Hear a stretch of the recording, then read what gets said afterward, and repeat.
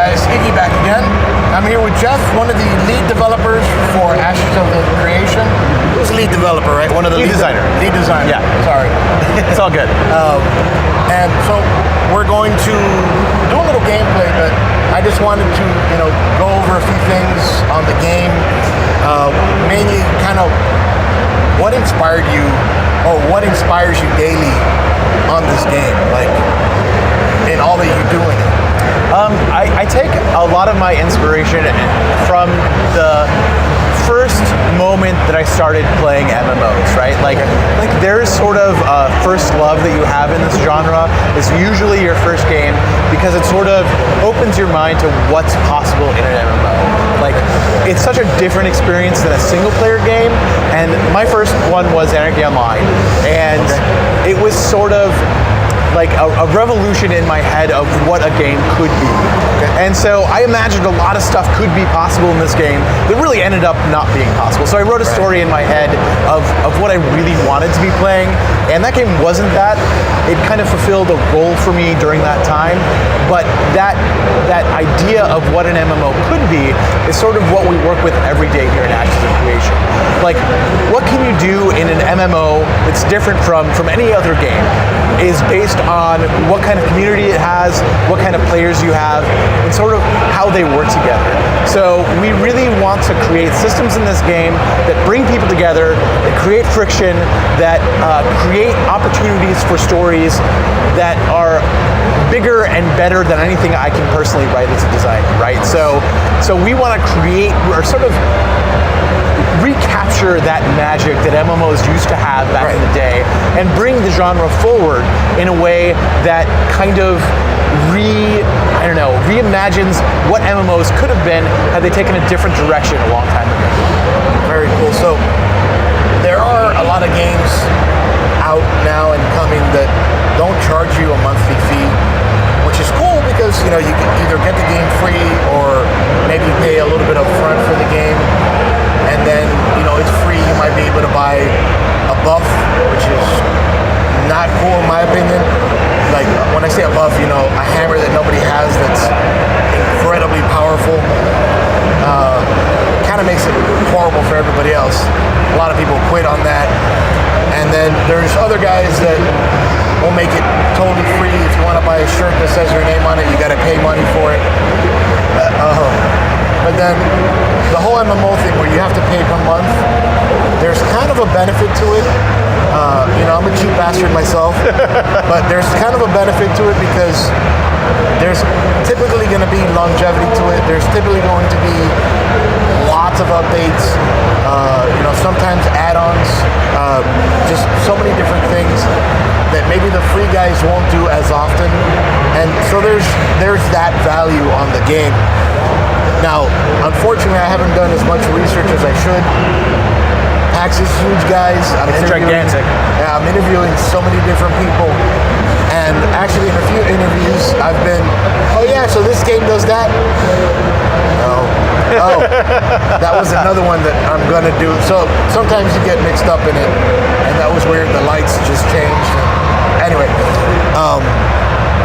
So I unfortunately didn't do a whole lot of it, but the game looks beautiful, and he knows a lot about it, so I'm kind of going to put a lot of it on you. Hopefully you don't That's mind. okay. It's an interview, so it's unprepared. Extremely unprepared, and my fault. Sorry, guys. But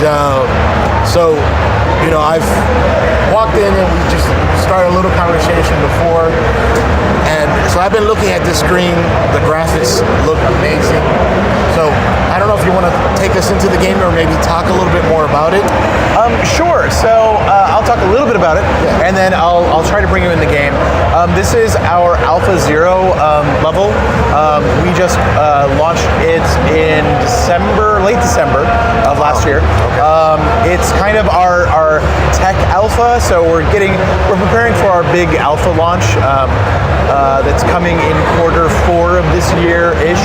Okay. But this is basically a way for us to get players in, really bang on our tech, make sure that the login flows work, that our persistence works, that all of the things that go wrong during a launch all function the way that we expect in a live environment, not just in a test environment. So this is here for us to get players in. They can do some stuff. The content's not really there. It's still a big world. It's a 4x4 zone, 16 square kilometers, and there's stuff for people to do. There's monsters to kill, there's 5 different dungeons, there's some questing, and then most importantly, our node system is there in place, ready to work. So yeah, that's kind of the short and sweet of it. Very cool. This right here is the sort of where players start. So Let me bring you guys in closer. sure. All right, so this is where players start. They enter this portal from another world called Sanctus. Sanctus is a place of no magic, low technology, and players are sort of the first expeditioners that are coming through this portal into this world of Vera. So, and sorry to cut you off. No worries. Is there a story to why the world is the way it is now? Yes, I can get into it a little bit. I can set the stage, and that's about it, and then no we'll problem. go forward from there. But the main sort of story and how things got to where they are now is that long time ago, everybody lived on a planet called Vera. Something happened, something cataclysmic happened that forced people from that world to another world called Sanctus. Vera is a place of really high magic. Sanctus is a place with no magic whatsoever. So people escaped through these portals into the world of Sanctus. They had to rediscover technology because so much of their current technology was based on magic. So they had to refigure out how to interact with the world.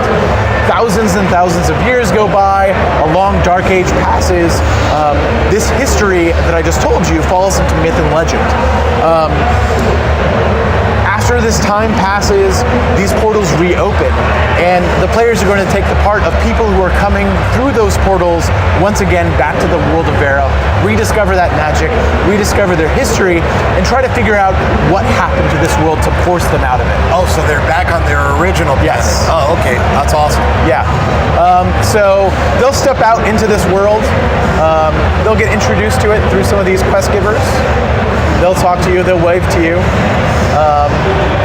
You'll level up. There's 10 levels available in this playthrough, 4 classes. You can build a balanced party with it, and you can do a bunch of stuff that you can do in an MMO. So what I'm going to do right now is kind of do a quick run through. My speed is really high right now. It's GM speed, so I'm just going to kind of take you through the world of Vera as it is right now. So as you can see, it's a huge world. It's full of population. And the main thing that differentiates us from other MMOs is that we have a living, breathing, reactive world. That means that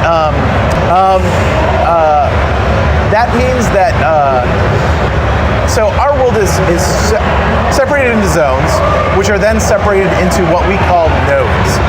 Nodes are sort of invisible zones of influence that listen to everything that a player does. So as players gain experience from killing things, gain experience from doing quests, gain experience from crafting things, the node is also gaining that experience.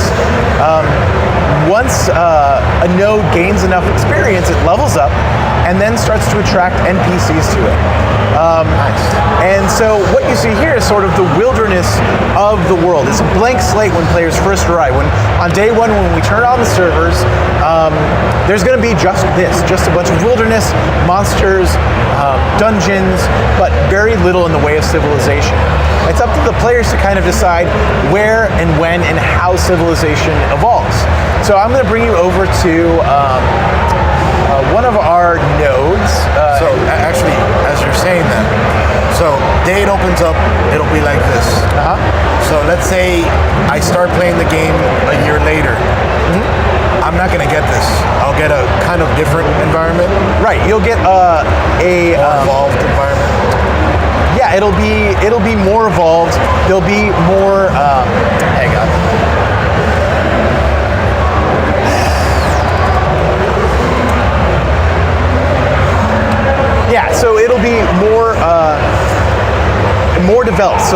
places for you to go, events that are happening. The world will be very different on day 60 than it is on day 0. Nice. We're going to keep track of the history of the world so that we can kind of tell people the story up to the current day. So a player who's brand new, who's come in at the 6-month mark, can take a look at each server, what each server has done, kind of how each server has tackled the storyline, and they can decide for themselves like what community they want to join, what version of the world that they want to take part in. That's interesting. Each server is going to be very different from other servers as time goes on. That's interesting. So back in the day when I used to play WoW, every server was essentially the same. Right. Except you had different people playing. Right. So here, every node, or node is what you're calling it, right? Right. Okay. Every node is essentially different. Correct. There might be some similarities, that one is leveled up much higher, one maybe hasn't been touched much. Right. So they'll get a different experience. After they've been, let's say I've started playing this game, I've been in there for 4 months. Can I go to another node? Yeah, you can go anywhere you want to. Nice. Now, each node, as it levels up, it starts to lock out nodes around it. So, say this node gets to level 3, it'll prevent any neighboring nodes from leveling past 2, right? As nodes level up, not only does civilization move in, but the monsters around it also change. So, there'll be roads built between different nodes that have developed. Those roads will be safer areas than areas further on in. Monsters will level up, monsters will de-level, new monsters will come in. So based on what nodes develop, changes sort of the ecology of the area, which changes the experience of the area. Different quests proc based on what race is ascendant, and so you're going to get a different story as well. Sure. The monsters I see today probably won't be the same monsters I see 4 months from now. Correct. In that area, right? Like it's maybe there's a bunch of demons in this area to start with, right? It's a craggy, undeveloped, monstrous place, right? It's dangerous. Players come in, they start clearing out those monsters, a city forms, and those demons can't stay there anymore. Right? Maybe it's a religious node, and that particular node has the power to sort of keep demons at bay, right? Those monsters might move out of that area and go to another wilderness area that they weren't before. So again, the idea is to keep any given day changing. We don't want people to log in just to do dailies. Right. We want them to log in because they want to see what's new in the world. So, and then another great point. You can build homes, you can build whatever. Right. So That's once awesome. a node starts to level up, once it gets to the village level, people can start putting down freeholds. Freeholds are basically a plot of land where you can kind of build whatever you want. You can put housing down there, you can put social buildings down there, you can create a little industrial complex down there. Wow. Based on what you want to do as a player. That's awesome. So yeah, we want to give people lots of tools to tell really cool stories between players, and give them the opportunity to shape their world. A lot of what you've told me so far has been really unique, and then now especially that you can build, your home, your business, your community. Can other people come and destroy it? Yes, they can. That's awesome. So we are a PVX game, and we want all of our systems. So everything hangs off the node system. The node system is our core, and then everything kind of feeds around that.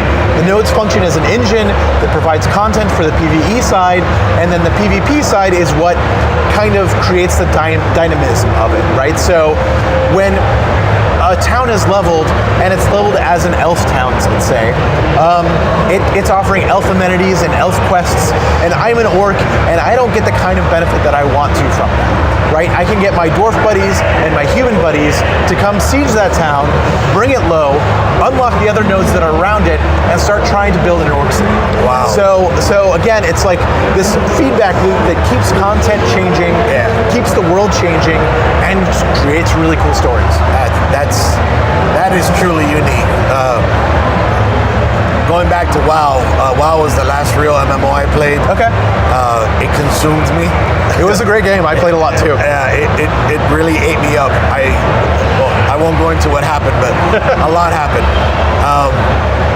you went to different areas. The server I would always go to was Illidan. Okay.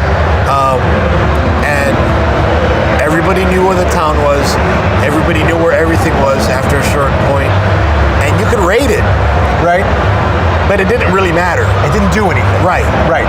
Here, I can raid it. I can pillage and destroy. I can do anything I want, get rid of it, build my own. Right. That's amazing. Yeah, and it's like that is what I pictured back in the day, right? Like that's the ultimate promise of the MMO, is that we are people and we do human things, right? So instead of creating these systems that separate us, right, and put us in these silos that against this backdrop that doesn't really change, let's keep the world as dynamic as our players are, and kind of adjust it based on what they want to do and create those stories, right? Like in WoW, what were the best stories that you tell? Do you remember any of the stories that were told, in dialogue or any of that? Zero. Or do you remember the stories that like you participated, right? Yeah, like, the weird raid boss wipe that you had, right? Or those are the stories that you tell. And those are the stories I love hearing. Those are the stories I love telling. So it's creating tons of opportunity for that to happen. So what I'm going to show you right now is sort of what might happen, as you're experiencing in this node, right? So I'm a human right now. I've spent maybe an hour in this area, and a couple of my buddies are out here too, and we've been killing stuff and crafting stuff, and eventually this node levels up to the first stage. So what you'll find is some NPCs. All the players will see that? Yep. That's awesome. Well, everybody who's local to this area. Okay. So they'll know, like, something has changed, let's go see what happened. Cool. Right? So these couple of NPCs have come in. This commander right here, he has a quest for me. These guards are here, and there's a merchant here. So now I don't have to go back to the starting area to do all of that work. I can just do it here. So because I can do it here, more players will spend more time here. A couple more hours go by, 8 hours or so maybe, let's say, and it'll level up to the next level. And now we've got an encampment, and I'm stuck in a thing. So now we've got more guards who have moved in. The creatures around this area have changed. Some roads have been built, and now there's more quest givers. There's more quest givers, there's more merchants, there's more amenities here. And this is all human themed because all the humans are doing the work. Looks like he got stuck there. That guy got stuck there. We're still working on some bugs. No worries. It's pre-up. It happens. So now, let's say, because this place is so cool and I really enjoy this area, I continue spending a lot of my time here. A week goes by, maybe two, depending on how many players are in this area, and I'm going to level it up to a village. And now we've got a human village, and we have just procced a boss event. This guy has come with the leveling up. He's going to try to bring this node back to level 2, and the people who are citizens here, you need to get together and take him out so that he doesn't kill all the NPCs around here. Okay. So I'm going to nuke him real quick, because I can't take him on by myself. And now that I've killed him... Fierce battle. It was very intense. So, like, that's kind of what the nodes bring, right? They bring change, they bring differentiation. All of these things look different. So, like, this is a very human town with very human guards and very human people. I can change that. Let's say the elves were ascendant, and it's now an elf node. So now everything is elf themed. And all of the buildings have changed. The guards go on different paths. The monsters have changed again.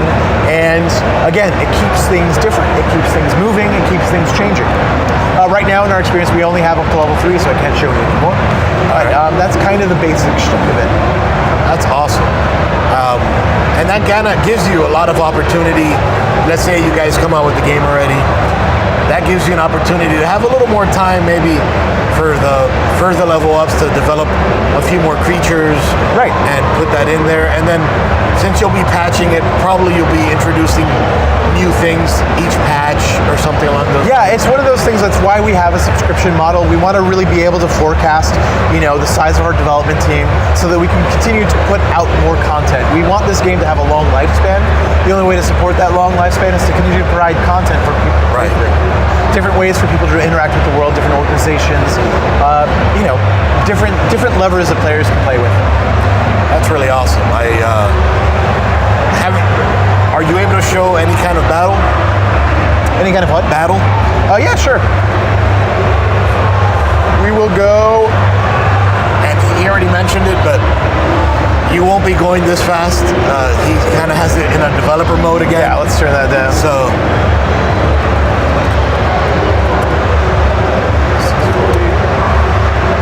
All right, so he's a little guy. I'm playing a mage right now. That's what I always play as. We don't have any sense of auto attack in this game, so all of our attacks are active. Nice.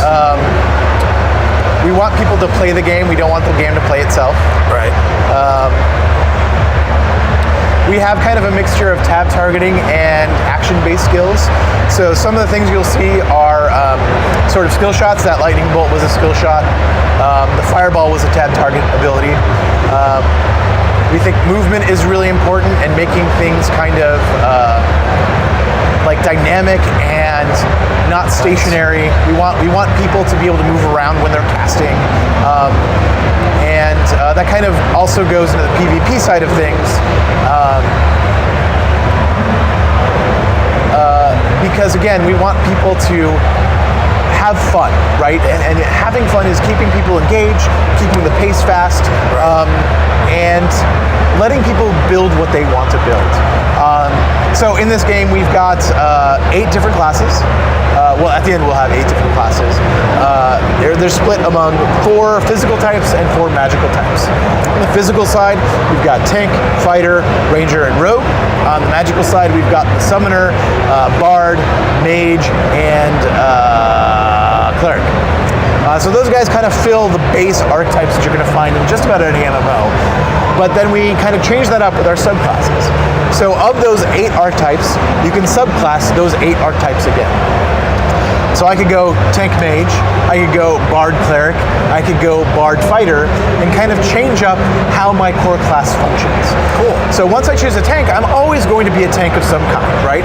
Right. But if I subclass rogue, for instance, I might be more of an evasion tank than a mitigation tank.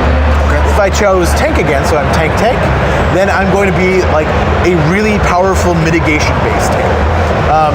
My kit changes based on my subclass. So let's say I am a, let's say I am a tank and I subclass mage, I'm not going to necessarily get like a fireball, right? That's kind of the mage's thing. But what I will get is access to the elemental sphere. And with that elemental sphere, I could say take my shield bash, right, which knocks somebody down when I use it. Okay. And I'm going to apply my elemental fire to that ability as an augment. So now that changes that shield bash ability so that instead of knocking somebody down, it sets them on fire. So instead of being a control-based tank, I become more of a DPS tank, and I can kind of change how I play and kind of the feel of what I'm doing. Nice. Yeah. And so, like when you kill one of these guys, is there anything that you need to collect from them? Any kind of anything, maybe for a potion or for? Yeah. So we've got a pretty in-depth crafting system. You will be crafters are kind of the main drivers of our economy. There's not going to be a crazy amount in the way of loot drops. Like, I'm not going to necessarily get a sword from that little guy, right? But I will get something that will help me make a sword. Okay. And so that gives me, it puts the economic power in the crafter's hands. So I might go and take those things and I might go sell them to a crafter, or I might barter with a crafter to make me a cool sword, right? We want that interaction between players to be really meaningful. Cool. And we really want to keep us out of the picture as much as possible. So, all right. So then, as to so you've already gone over a lot of stuff. You've already gone over a lot of stuff, and thank you so much for your time. Just one more quick question: what kind of a system, maybe, do they not want, but maybe something just so that it runs relatively well? Do you have any kind of specs on that? Yeah, I think our min spec right now is targeting 960. Basically, the goal is to have a computer when we launch 5 years back be viable for. Oh, that's nice. So we're not targeting super high-end systems. Unreal gives us a lot of capability to turn down fidelity as we need it. So we've got a lot of options in there. Right now, it plays extremely well even on lower-end systems. Nice. So and we haven't done any optimization passes. I have a feeling we're going to do better than 5 years, but we'll see. Awesome. Yeah. Well, cool. Let me just zoom out real quick. All right. Well, thank you so much for your time. Really appreciate you coming by. Thank you so much. And guys, check out Ashes of the Creation. It looks like it's an awesome game. I've seen a few videos, but coming to you guys soon. All right. So thanks again, and Iggy out. See you guys.